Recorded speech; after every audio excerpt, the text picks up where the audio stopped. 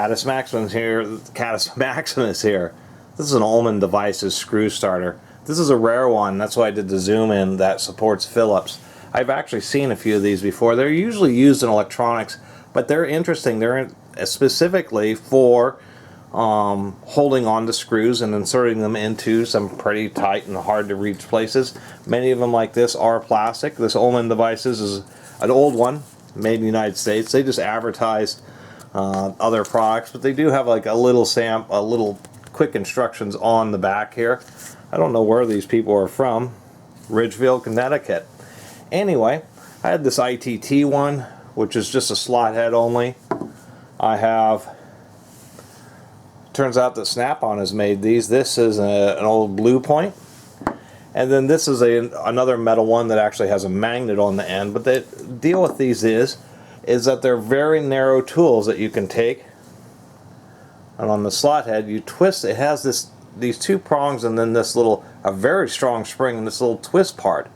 And when I first got these, I thought they were for inserting certain terminals. They're not. They're just for, like I said, in electronics and for electricians. They're just to hold on to screws. Many of them are plastic to be insulated.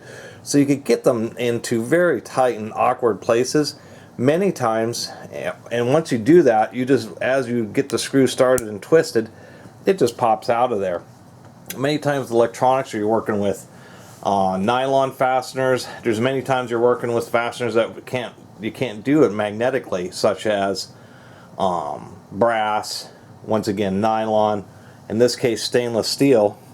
The Phillips one actually works reasonably well. It has two tapered prongs. They're pretty thick. But I think they had a compromise with making them thin enough to get into most screws, but also not so thin that they just break off. So here's a number 2 Phillips. It barely fits in there, but once you get it activated, it actually holds the screw reasonably well. It's actually pretty surprising, and then it just pops out when you want it to.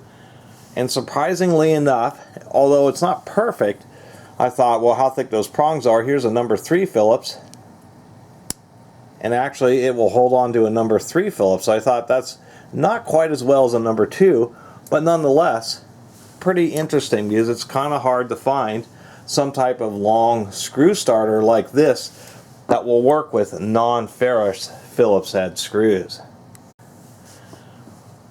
And actually I found a few of these Ullmans. Actually, there were a couple on eBay. They're really cheap. The plastic, I wouldn't say is quite as rigid. Whoever this ITT Holub one out of Sycamore, Illinois, definitely a bit more rigid plastic for one that's electrically insulating. This one's a little bit more flexible, but it's really easy to turn. Those are deep corrugations, and certainly very long. Where it seems a lot of the more standard sized ones are like these. Of course, when it comes, and once again, the only one I've ever seen that works with Phillips. Now when it comes to slot heads, there were now Vaco, which is owned by Klein, so there are Klein brand versions of these. Made this interesting type of split tip screwdriver, so this is an option. And these work simply by the fact that you have the tip is split into 2 halves, and then when you scrunch down the collar, they're on tapers, so it's pushing the tapers, trying to push the tips apart, and they grab a screw. And this is one of the original, tight space slot head screw holding screwdrivers that will work with anything as a slot head, whether or not it's magnetic or plastic or whatever. The only issue with this style, and actually same with these, is they only work with standard threaded or clockwise threaded screws. Obviously if you go backwards, like on this, causes the 2 halves to separate. They're actually designed for you. At least this style, you can actually drive the screw in and actually get it reasonably tight. It's not as strong as a solid blade screwdriver, but it's in most situations will allow you to get the screw as tight as you need to get it.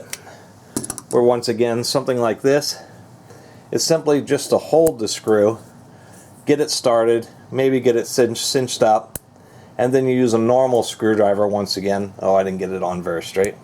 Then you use a normal screwdriver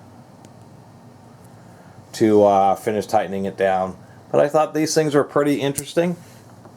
Universal type screw holders that don't care whether or not the screw is magnetic, and you can get them in these electrically insulating ones, which is a nice touch.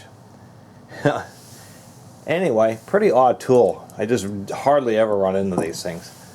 I really appreciate everybody who's been watching and subscribing. If you haven't subscribed, please do. Till next time, Catus Maximus out.